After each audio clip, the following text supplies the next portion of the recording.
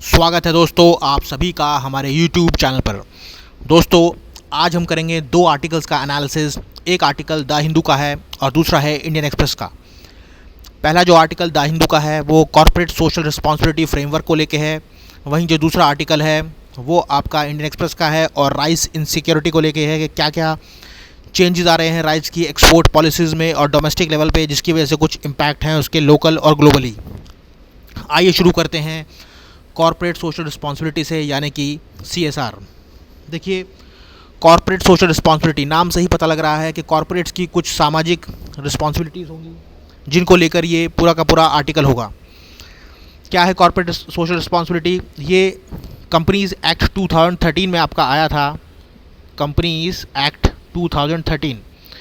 जिसके बाद जो है कॉर्पोरेट सोशल रिस्पॉन्सिबिलिटीज़ का इंट्रोडक्शन हुआ था। और इंडिया जो है पूरे वर्ल्ड के अंदर फर्स्ट कंट्री है जिसने मैंडेटरी किया कॉर्पोरेट सोशल रिस्पॉन्सिबिलिटी स्पेंडिंग को, या फिर शॉर्ट में मैं इसे कहूँगा CSR स्पेंडिंग। वहीं जो इस एक्ट के तहत प्रोविजंस हैं वो ये हैं कि कोई भी कंपनी जिसका एनुअल टर्नओवर 1000 करोड़ से ज़्यादा होगा, या फिर उसका नेट वर्थ 500 करोड़ से ज़्यादा होगा, या फिर उसका नेट प्रॉफिट 5 करोड़ से ज़्यादा होगा, अगर वो इन तीनों में से कोई भी एक भी कंडीशन फुलफ़िल करती है तो उसको उसकी रिस्पॉन्सिबिलिटी बन जाती है कि उसे अपने लास्ट 3 इयर्स के प्रॉफिट का अगर एवरेज किया जाए तो उसका 2% जो है उन्हें CSR स्पेंडिंग्स में जो है अपना देना पड़ेगा। क्या है 3 इयर्स और 2% एवरेज का मतलब कि अगर किसी कंपनी ने पहले साल जो प्रॉफिट किया है वो सपोज़ करिए कि 600 करोड़ कर दिया, दूसरे साल जो है जो प्रॉफिट कर दिया वो 700 करोड़ रुपए कर दिया, और तीसरे साल जो प्रॉफिट कर दिया वो भी 600 करोड़ रुपए कर दिया, तो टोटल इसका क्या होगा? 7 6 13 और 6 19, मतलब 1900 करोड़ रुपए होगा। और 1900 करोड़ का आप एवरेज निकालेंगे 3 इयर्स के हिसाब से, तो ये 3 6 18 और ये कुछ 630 टाइप कुछ बनेगा। इसका 2% जो है इन्वेस्ट करना होगा कॉर्पोरेट्स को अपने सोशल रिस्पॉन्सिबिलिटी स्पेंडिंग में। तो ये है पूरा का पूरा इसका क्रक्स कि कैसे जो है इन्हें स्पेंडिंग करनी है। और इसके लिए जो है इस एक्ट के तहत कंपनीज़ को जो है CSR कमेटी बनानी पड़ती है। ये CSR कमेटी जो है आपका कैसे पॉलिसी डिज़ाइन करेंगे, कैसे इम्प्लीमेंटेशन करेंगे, और इनके ऊपर होते हैं बोर्ड ऑफ डायरेक्टर्स जो पूरे की पूरी इन स्पेंडिंग को जो है मॉनिटरिंग करते हैं। वहीं इन्हीं चीज़ों को लेकर जो है आगे राइटर कहते हैं कि कॉर्पोरेट सोशल रिस्पॉन्सिबिलिटी रेजीम जब से आया है 2013 से, तो CSR स्पेंडिंग इंडिया में काफ़ी बढ़ी है। ये 2014 में 10,000 करोड़ थी, लेकिन अब 24,000 करोड़ से आगे जा चुकी है 2020-21 में।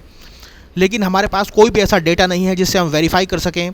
कि जो उनके प्रॉफिट्स इंक्रीज़ हुए हैं, क्या उन प्रॉफिट्स इंक्रीज़ के साथ साथ उनकी स्पेंडिंग भी इंक्रीज़ हुई है। मतलब जो कंपनी पहले 100 करोड़ रुपए कमा रही थी और 2% उसका लगा रही थी, तो 2% के हिसाब से वहीं आज वो आपका 200 करोड़ रुपए कमा रही है, लेकिन 2% के हिसाब से वो आज भी 100 करोड़ के हिसाब से ही स्पेंडिंग कर रही है। तो इसका हमारे पास कोई भी अभी तक डेटा नहीं है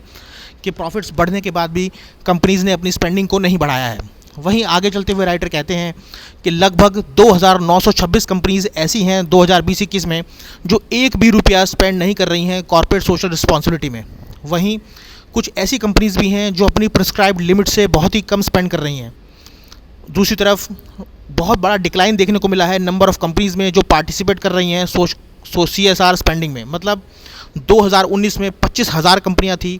जो CSR स्पेंडिंग में पार्टिसिपेट करती थी, लेकिन अब 2021 में केवल उनका नंबर 17,000 के आसपास ही घूम रहा है। वहीं आप जानते हैं कि कंपनीज़ को जो है केवल 2% जो है इसके ऊपर स्पेंड करना है, लेकिन अगर 2% से ज़्यादा कोई भी कंपनी स्पेंड कर देती है तो उसके अगले 3 ईयर्स में जो है वो एडजस्ट हो जाता है वो पैसा। ऐसा नहीं है कि उन्होंने 2% से ज़्यादा कर दिया तो जो है वो चला गया, अब उनके जो है जवाबदेही नहीं होगी। अब इसमें ये प्रोविज़न है कि अगर 2% से ज़्यादा भी कर रखा है, मतलब कुल मिला के अगले 3 साल तक आपको जो है 6% करना है, और अगर इस साल आपने 4% कर दिया तो अगले 2 साल में 1-1% कर आप उसे बराबर कर सकते हैं। वहीं अभी तो ये होना चाहिए था कि कंपनीज़ को इनकरेज करना चाहिए था कि वो ज़्यादा से ज़्यादा स्पेंडिंग करें और अपनी स्पेंडिंग को बढ़ाएं, क्योंकि 2% का जो नंबर है ऑलरेडी बहुत ही कम है। वहीं ऐसा भी देखने में आया है कि बहुत सारी प्राइवेट कंपनीज़ जो हैं उन्होंने फाउंडेशन और ट्रस्ट बना रखे हैं, और उन ट्रस्ट से होता क्या है कि वो अपने ही ट्रस्ट को ट्रांसफ़र कर देते हैं पैसा और कहते हैं कि हमने जो है अपनी स्पेंडिंग पूरी कर दी। सपोज़ कीजिए कि कोई एक कंपनी है और उस कंपनी ने अपने ही नाम का एक ट्रस्ट बना रखा है चाइल्ड मैरिजेस को रोकने का। तो वो क्या करती हैं, वो अपनी जो CSR स्पेंडिंग है वो उस चाइल्ड मैरिज वाले ट्रस्ट में ट्रांसफ़र कर देती हैं, ये बोलकर कि हमने चाइल्ड मैरिज के जो है रोकने के लिए उसमें अब काफ़ी अच्छी स्पेंडिंग करी है। लेकिन वो उन्हीं का ही ट्रस्ट होता है और वो घूम के पैसा उन्हीं के पास आ जाता है। तो इस तरह के जो है हथकंडे अपनाए जा रहे हैं ताकि अपनी स्पेंडिंग को जो है इससे रोका जा सके और जो है वो आसानी से जो है अपनी स्पेंडिंग कर सकें। वहीं आगे चलकर जो है राइटर बताना चाहते हैं कि कंपनीज़ में इस एक्ट के प्रोविजंस में ये बताया गया था कि कंपनीज़ के पास प्रोविज़न है कि उन्हें प्रेफरेंस देना होगा लोकल एरियाज़ को, मतलब जहां वो ऑपरेट करती हैं। लेकिन हो रहा है इसके बिल्कुल विपरीत। कंपनीज़ जो हैं अपने लोकल एरियाज़ को बिल्कुल भी जो है नज़रअंदाज कर रही हैं और वो दूर दूर एरियाज़ में जाकर जो है इन्वेस्टमेंट या स्पेंडिंग कर रही हैं। वहीं एक स्टडी जो अशोका यूनिवर्सिटी ने की थी, उस स्टडी के दौरान ये निकल के सामने आया कि जो 54% कंपनीज़ हैं CSR स्पेंडिंग करने वाली, वो ज़्यादातर 54% कंपनीज़ महाराष्ट्र, तमिलनाडु, कर्नाटका और गुजरात में ही हैं। वहीं उत्तर प्रदेश और मध्य प्रदेश जैसी स्टेट्स के अंदर, जो कि बहुत पॉपुलर स्टेट्स हैं और जिनको पैसे की बहुत ज़्यादा ज़रूरत भी है, वहाँ CSR स्पेंडिंग जो है बहुत ही कम हो रही है। और जो हो भी रही है तो लोकल एरिया के ऊपर जो है एम्फेसाइज कोई कंपनी कर नहीं रही, तो वो अपने हिसाब से, अपने पर्सनल बेनिफिट्स के हिसाब से ही जो है स्पेंडिंग कर रहे हैं और लोकल एरिया के इस प्रोविज़न, इस क्लॉज को बिल्कुल इग्नोर कर रहे हैं। वहीं इस एक्ट के अंदर ये भी कहा गया था कि जो कंपनीज़ हैं जो स्पेंडिंग करनी होगी, उन्हें एनवायरमेंटल इश्यूज़ के ऊपर ज़्यादा स्पेंडिंग करनी होगी, क्योंकि आप जानते हैं कि कोई भी जब कॉर्पोरेट आपका सेटअप किया जाता है तो उसका जो सबसे ज़्यादा इम्पैक्ट होता है वो एनवायरनमेंट के ऊपर होता है, क्योंकि वहाँ से निकलने वाले इंडस्ट्रियल गैसेस, एफ्लुएंट्स या डिस्चार्ज हमेशा आपकी एनवायरनमेंट को बहुत ज़्यादा नुकसान करते हैं। लेकिन हो ये रहा है कि ज़्यादा से ज़्यादा जो स्पेंडिंग दिखाई जा रही है वो एजुकेशन में दिखा रहे हैं, हेल्थ में दिखा रहे हैं और सैनिटेशन में दिखा रहे हैं। केवल 9% ही जो है स्पेंड किया जाता है एनवायरनमेंट के ऊपर। स्पेशली आप जानते हैं कि माइनिंग इंडस्ट्रीज़ जहाँ आपका ट्राइबल एरियाज़ में सेटअप की गई हैं, इवन वो भी जो है आपका इतना एनवायरनमेंट के ऊपर जो है स्पेंडिंग नहीं कर रही हैं, एनवायरनमेंट को जो है अच्छा बनाने की कोशिश नहीं कर रही हैं, जबकि उनकी कोशिश ये होनी चाहिए थी कि एजुकेशन या दूसरे इशू से हटके उन्हें जो है एनवायरनमेंट में स्पेंड करना चाहिए था। वहीं जैसा कि मैंने ऊपर ही बताया है कि जो उसको मॉनिटर करता है वो बोर्ड करता है, और बोर्ड जो भी मॉनिटरिंग करता है वो एनुअली जो है अपने रिटर्न्स, अपने एनुअल रिटर्न्स जो अपने एनुअली स्पेंडिंग की है वो कॉर्पोरेट अफेयर्स मिनिस्ट्री में पहुंचा देता है। लेकिन कोई भी ऐसा मैकेनिज़्म नहीं है जहां कॉर्पोरेट अफेयर मिनिस्ट्री रिव्यू करती हो इस रिपोर्ट्स को और उन कंपनीज़ के ऊपर कोई एक्शन लेती हो जिन्होंने जो है अपनी लिमिट के अकॉर्डिंग जो है खर्चा नहीं किया है। वहीं जो दूसरी दिक्कत इसके साथ है वो ये है कि ज़्यादा से ज़्यादा फोकस किया जा रहा है केवल आउटपुट पर, यानी कि क्वांटिटी पर, और क्वालिटी ऑफ एक्सपेंडिचर पर बिल्कुल भी फोकस नहीं किया जा रहा। मतलब ये देखा जाता है कि भाई किसी कंपनी ने अगर एजुकेशन के ऊपर स्पेंड किया है तो कितना किया है, 5 करोड़ 6 करोड़, लेकिन ये नहीं देखा जाता कि उसने किस तरीके से वो स्पेंड किया है, क्या वहाँ जो स्पेंड किया है वो क्वालिटी स्पेंड है, क्या उन्हें उस स्पेंडिंग की ज़रूरत थी या फिर उसमें कुछ और करना चाहिए था। तो ये इस तरह के जो है लेक्यूनाज हैं जो बार बार निकल के सामने आ रहे हैं। वहीं जो CSR स्पेंडिंग को लेके इन्फॉर्मेशन है वो भी कम्प्लीटली अवेलेबल नहीं है किसी भी प्लेटफॉर्म पे, चाहे मिनिस्ट्री ऑफ कॉर्पोरेट अफेयर्स हो या दूसरे सभी पोर्टल्स पे। तो एक जो है वेग सिस्टम आपका बना के रखा हुआ है पूरा का पूरा कॉर्पोरेट सोशल रिस्पॉन्सिबिलिटी को लेके। वही राइटर आगे कहते हैं कि कंपनी को जो है अपनी CSR स्पेंडिंग में जो स्पेंड करना है उसे मेंशन करना होता है, अपनी स्पेंडिंग, अपनी नॉन स्पेंडिंग, अंडर स्पेंडिंग और ओवर स्पेंडिंग। वहीं जो ऑडिटर्स इन्वेस्ट करने आते हैं, पूरी की पूरी इन्वेस्टिगेट करने आते हैं पूरी की पूरी डिटेल्स इस स्पेंडिंग की, उनके पास केवल ताकत होती है ये देखने की कि जो उन्होंने कहा है क्या वो उन्होंने स्पेंड किया है या नहीं। उनके पास इस चीज़ की पावर नहीं होती कि वो नॉन कॉम्प्लायंस के ऊपर कोई भी उनके ऊपर एक्शन ले सकें या कोई इनएडिक्वेट परफॉर्मेंस को लेके कुछ एक्शन ले सकें। मतलब अगर किसी कंपनी ने ये लिखा है कि हमने 5 करोड़ रुपए स्पेंड किए हैं तो उसे ये ऑडिटर सिर्फ ये देखेगा कि क्या जो 5 करोड़ रुपए हैं वो स्पेंड किए हैं या नहीं। वो ये नहीं देखेगा कि उस कंपनी की जो पोटेंशियल था या फिर उस कंपनी को जो टोटल स्पेंड करना था वो 20 करोड़ था, लेकिन उसने सिर्फ 5 करोड़ ही स्पेंड किया। इसके ऊपर वो कुछ भी बोलने के लिए जो है ताकतवर नहीं है, ऑथराइज नहीं है। वहीं आगे चलकर जो है कुछ सजेशंस दी हैं राइटर ने, और सजेशंस में उन्होंने कहा है कि ज़रूरत है एक नेशनल लेवल प्लेटफॉर्म को क्रिएट करने की, एक सेंट्रलाइज्ड प्लेटफॉर्म को क्रिएट करने की मिनिस्ट्री ऑफ कॉर्पोरेट अफेयर्स द्वारा, जहां सभी स्टेट्स अपने CSR प्रोजेक्ट्स को जो है लिस्ट डाउन कर सकती हैं और वहाँ से जो है कंपनीज एक्सेस करेंगी कि कहाँ से जो है CSR फंड्स आपके लगाने चाहिए जो कि बहुत बेनिफिशियल होंगे अक्रॉस द इंडिया, और प्रेफरेंशियल ट्रीटमेंट मिलेगी आपके उन प्रोजेक्ट्स को, स्पेशली जो आपके एस्पिरेशनल डिस्ट्रिक्ट्स में हैं, या फिर वो प्रोजेक्ट्स जो आइडेंटिफाइड किए हैं एमपीज़ द्वारा गवर्नमेंट सांसद आदर्श ग्राम योजना में। वहीं आगे चलकर राइटर ये भी कहते हैं कि ज़्यादा से ज़्यादा प्रायोरिटी देनी चाहिए एनवायरनमेंट रिस्टोरेशन को, और कम से कम 25% जो आपका स्पेंडिंग है वो एनवायरनमेंट रीजनरेशन के ऊपर लगानी चाहिए। वहीं इसके आगे चलते हुए ये कहा गया है कि कॉर्पोरेट सोशल रिस्पॉन्सिबिलिटी की जो स्पेंडिंग होती है वो सारा का सारा इम्प्लीमेंटेशन करने का काम कंपनी की सिलेक्शन कमेटी का होता है, लेकिन होना ये चाहिए कि जो CSR प्रोजेक्ट्स हैं उनको इम्प्लीमेंट करना चाहिए कम्युनिटी पार्टिसिपेशन के साथ, डिस्ट्रिक्ट एडमिनिस्ट्रेशन और पब्लिक रिप्रेजेंटेटिव्स को अपने कॉन्फिडेंस में लेके, ताकि बेहतर तरीके से इसकी इम्प्लीमेंटेशन हो सके और एक मतलब पब्लिक सेंट्रिक जो है मॉडल क्रिएट हो सके। वहीं आगे राइटर ने यह भी रिकमेंड किया है कि ज़रूरत है हमें मॉनिटरिंग और इवैल्यूएशन रिजीम को इम्प्रूव करने की, स्ट्रेंथन करें अपने रिपोर्ट मैकेनिज़म्स, डिस्क्लोजर्स को अच्छा करें और इम्प्लीमेंटिंग एजेंसीज जो हैं आपका अच्छी तरह काम करें। वहीं ज़रूरत है कि CSR की जो स्पेंडिंग है उसको फाइनेंशियल ऑडिट में लेके आएँ ताकि थर्ड पार्टी असेसमेंट की जा सके और ऑडिटर्स को भी पावर दी जा सके कि वो नॉन स्पेंडिंग, अंडर स्पेंडिंग और ओवर स्पेंडिंग इन सब को भी जो है अपनी रिपोर्ट में मेंशन कर सकें, ताकि उनको पता लग सके कि फ़र्दर कहाँ कहाँ जो है गलती की है किसी कंपनीज़ ने और कहाँ कहाँ जो है आपके गैप रह गए हैं। वहीं आगे चलते हुए राइटर ये बताना चाहते हैं कि ज़रूरत है कि हम ज़्यादा से ज़्यादा डायरेक्ट मॉनिटरिंग और सुपरविजन करें इन CSR स्पेंडिंग्स की, और इसके लिए हमें अगर ज़रूरत पड़े तो हम इंडस्ट्री एसोसिएशन के साथ कोलैबोरेट कर सकते हैं ताकि जो सारी इन्फॉर्मेशन है वो पब्लिक डोमेन में आ सके। तो यही था आपका पूरा का पूरा जो मिनिस्ट्री ऑफ कॉर्पोरेट अफेयर्स को के लिए कुछ सजेशंस आपका राइटर ने दिए थे, जिनमें ये कहा जा रहा है अगर वे फॉरवर्ड में कहें तो कि ज़रूरत है टेक्नोलॉजिकल इनोवेशन में कुछ स्पेंडिंग करने की, और कोशिश करनी चाहिए आपका आज की कंपनीज़ को कि वो नए नए एंटरप्रेन्योर्स आपका बूस्ट प्रोवाइड करें हमारी सोसाइटी को। इसके अलावा एजुकेशन, हेल्थ तो है ही, वहीं ज़्यादा से ज़्यादा फोकस करें आपका एनवायरनमेंट के ऊपर, क्योंकि एनवायरनमेंट आने वाले समय में एक सीरियस इशू बनता जा रहा है। वहीं जो अगला आर्टिकल है वो इंडियन एक्सप्रेस का है,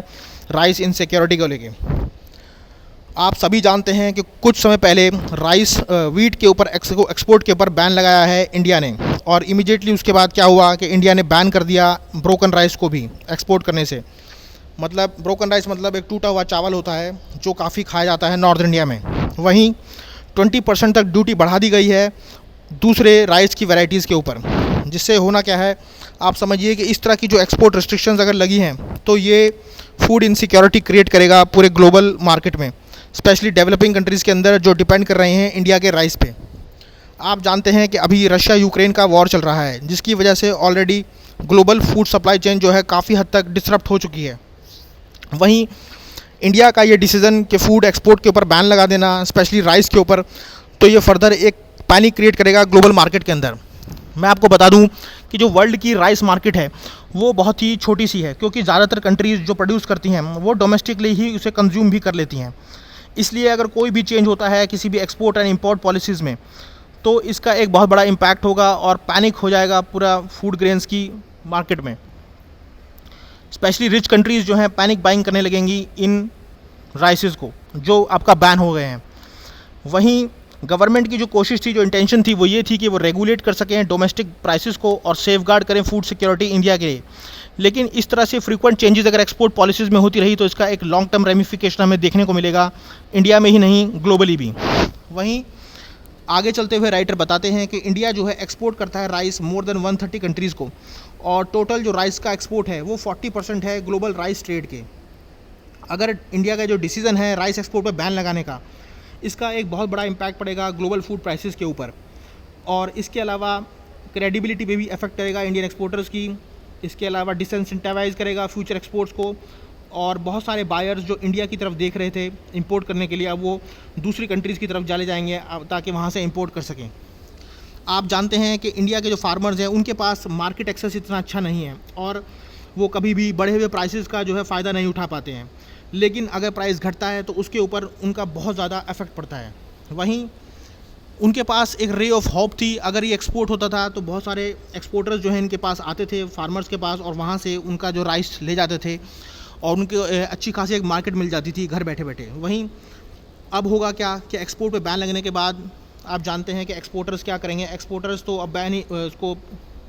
एक्सपोर्ट ही नहीं कर पाएंगे, तो ऑब्वियसली इसका जो सबसे बड़ा इम्पैक्ट है वो हमारे डोमेस्टिक फार्मर्स के ऊपर ही आएगा, उसकी प्रोक्योरमेंट कम हो जाएगी और उसको जो है बहुत ज़्यादा घाटा हो जाएगा। वहीं आगे चलते हुए राइटर बताना चाहते हैं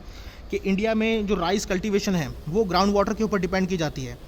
और ग्राउंड वाटर इंडिया के अंदर जो है बहुत तेज़ी से घट रहा है। फूड एंड एग्रीकल्चर ऑर्गेनाइजेशन के डेटा के अकॉर्डिंग एग्रीकल्चर वाटर जो हम निकाल रहे हैं पानी से वो बहुत ज़्यादा बड़ा है 1993 के मुकाबले आज 2022 तक। 1993 में केवल 26% आपका निकाला जाता था, आज 36% निकाला जा रहा है ग्राउंड वाटर को, ताकि जो है आपका फसल को पानी दिया जा सके। वहीं आप जानते हैं कि राइस एक वाटर इंटेंसिव या वाटर गजलिंग क्रॉप है जो कि बहुत ज़्यादा वाटर के ऊपर डिपेंडेंट है और इस तरीके से जो उसका जो नेचर है वाटर इंटेंसिव नेचर, दूसरा जो फ्रीक्वेंट तरीके से एक्सपोर्ट के ऊपर रिस्ट्रिक्शन लगाई जा रही हैं, ये लॉन्ग टर्म उसमें जो है बहुत ज़्यादा इम्पैक्ट करने वाला है राइस की प्रोडक्शन को और इससे एडवर्सली अफेक्ट होंगी लो इनकम कंट्रीज़ या लो मिडिल इनकम कंट्रीज़ जैसे कि बांग्लादेश, सेनेगल, नेपाल और बेनिन, जो कि लार्जेस्ट इंपोर्टर्स हैं इंडियन राइस की। वहीं आगे चलते हुए राइटर बताना चाहते हैं कि राइस का जो एक्सपोर्ट है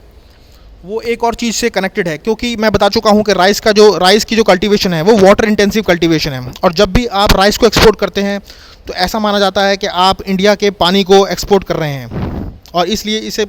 फिनोमिना को कहा जाता है virtual water trade. Ground water depletion already पहले से लो होता जा रहा है, हम जो है ज़्यादा से ज़्यादा पानी इस्तेमाल कर रहे हैं तो और अपना वाटर जो है एक्सपोर्ट कर रहे हैं दूसरी कंट्रीज़ में, जो कि वर्चुअल वाटर ट्रेड के रूप में कहा जा सकता है। और रिलेटिव पर कैपिटा वाटर अवेलेबिलिटी है इंडिया में वो काफ़ी लो है, स्पेशली दूसरी मेजर इंपोर्टिंग कंट्रीज़ के मुकाबले। अगर मैं बात करूं थाईलैंड या वियतनाम की, जो कि मेजर एक्सपोर्टर्स हैं राइस के, उनके पास better per capita water availability है इंडिया के मुकाबले। वहीं इंडिया के अंदर आप जानते हैं कि एमएसपी घोषित किया जाता है कम से कम 23 क्रॉप्स के ऊपर, 23 क्रॉप्स को जो है एमएसपी से आपका घोषित किया जाता है। लेकिन इंडिया की जो फूड सिक्योरिटी पॉलिसी है वो फेवर करती है राइस को और वीट को, और प्रोक्यूरमेंट जो है ज़्यादा से ज़्यादा राइस एंड वीट की होती है पंजाब और हरियाणा में। स्पेशली पंजाब और हरियाणा पहले से ही एक ऐसी स्टेट्स हैं जहाँ का पानी जो है डिप्लीशन बहुत ज़्यादा हो चुका है, स्पेशली ग्रीन रेवोल्यूशन की वजह से। ग्रीन रेवोल्यूशन आप सबको पता ही होगा, high yielding variety seed project था जो कि आपका पंजाब और हरियाणा और वेस्टर्न यूपी में चलाया गया था ताकि वीट की प्रोडक्शन को बूस्ट किया जा सके। वहीं आगे चलते हुए राइटर बोलते हैं कि इंडिया का जो राइस यील्ड है वो लोअर है वर्ल्ड से, लेकिन बेटर है थाईलैंड और पाकिस्तान से, लेकिन उससे भी ज़्यादा वर्स है वियतनाम, चाइना और यूएस से। तो कुल मिला के आप समझ गए होंगे कि इंडिया की राइस यील्ड आप समझ लें कि कम ही है चाइना और यूएस से, क्योंकि हमारा जो मेन कंपैरिजन है वो चाइना और यूएस से होना चाहिए, थाईलैंड और पाकिस्तान से नहीं होना चाहिए। राइस यील्ड लो है और कॉस्ट ऑफ कल्टीवेशन दिन ब दिन बढ़ती जा रही है क्योंकि पानी ज़्यादा उसमें लग रहा है। दूसरी चीज़ें आपका इलेक्ट्रिसिटी बिल, फर्टिलाइज़र वगैरह से जो है कॉस्ट ऑफ कल्टीवेशन या कॉस्ट ऑफ इनपुट जो है ज़्यादा बढ़ रहा है। तो गवर्नमेंट को चाहिए कि एक हायर एमएसपी अनाउंस किया जाए ताकि फार्मर्स के लिए जो है प्रॉफिटेबिलिटी रहे राइस की कल्टीवेशन, लेकिन ऐसा नहीं हो रहा है। गवर्नमेंट की भी एक लिमिट है, अगर वो एमएसपी बढ़ा देती है तो उनका इन्फ्लेशन बढ़ जाता है और फिर उन्हें इन्फ्लेशन को कंट्रोल करने के लिए कुछ अलग मेजर्स लेने पड़ते हैं। तो कुल मिला के जो है अभी की उसमें ये अगर ये बात बोली जाए तो ये जो पूरा का प्रोसेस है एक्सपोर्ट को रोकने का, ये लॉन्ग टर्म में जो है बहुत ही अनसस्टेनेबल हो जाएगा इंडिया के लिए। वहीं जो ग्राउंड वाटर रिसोर्सेज जिस तरीके से जो है तेज़ी से डिप्लीट हो रहे हैं, ये पूरी की पूरी जो है राइस कल्टीवेशन या फिर एग्रीकल्चर प्रैक्टिस को एक तरीके से खतरे में डाल रहे हैं। इसलिए ज़रूरत है कि हमें वाटर को सेव करें और ऐसे इनपुट्स को जो है ईजाद करना चाहिए जिनका जो है वाइडर एडॉप्शन कर सकें, वाटर सेविंग प्रैक्टिसेस हों जिनके अंदर। और जैसे कि एक एग्जांपल भी है सिस्टम ऑफ राइस इंटेंसिफिकेशन, जिसमें जो है गेहूँ को जो है उगाया जाता है और उसमें पानी की बहुत कम खपत होती है, बहुत कम पानी लगता है इसमें। इस प्रोसेस को कहते हैं सिस्टम ऑफ राइस इंटेंसिफिकेशन। तो ऐसे कुछ मैकेनिज़्म या ऐसे कुछ प्रोसेस को जो है अडॉप्ट करना चाहिए। ये एनवायरनमेंट फ्रेंडली भी हैं और लॉन्ग टर्म में हमारे लिए बहुत सस्टेनेबल हैं और स्पेशली फार्मर्स के लिए प्रॉफिटेबिलिटी और इनकम को भी डबल करेंगे। वहीं कोशिश करनी चाहिए कि हम अपनी एक्सपोर्ट एबिलिटी को बढ़ाएं, ना कि हम घटाएं। पर गवर्नमेंट का ये जो इनिशिएटिव है जो रिस्ट्रिक्शन करने का, ये हमारी एबिलिटी है एक्सपोर्ट करने की, उसको कम कर रहा है, जिससे फर्दर एडवर्सली अफेक्ट करेगा ग्लोबल राइस सिक्योरिटी पे भी और हमारी डोमेस्टिक राइस सिक्योरिटी पे भी। क्योंकि देखिए जब ग्लोबल पे हम एक्सपोर्ट नहीं कर पाएंगे, और मैंने आपको ऊपर बता दिया कि फार्मर्स के ऊपर इसका क्या इम्पैक्ट होगा, उनकी इनकम डाउन हो जाएगी, उनको जो है एक्सपोर्टर नहीं मिलेंगे अपने उसके लिए, तो वो भी जो है डोमेस्टिक लेवल पे उस तरीके से कल्टीवेशन नहीं कर पाएंगे और इससे डोमेस्टिक राइस सिक्योरिटी भी जो है खतरे में आ जाएगी। तो ये था पूरा का पूरा आर्टिकल जिसमें बताया गया कि कैसे जो है राइस की एक छोटी सी एक्सपोर्ट या इंपोर्ट की पॉलिसी को लेके जो है एक बड़ा इम्पैक्ट हो सकता है ग्लोबल लेवल पे भी और डोमेस्टिक लेवल पे भी। तो इसी तरह के रोज़ एनालिसिस देखने और सुनने के लिए लाइक कीजिए, शेयर कीजिए और सब्सक्राइब कीजिए हमारा चैनल।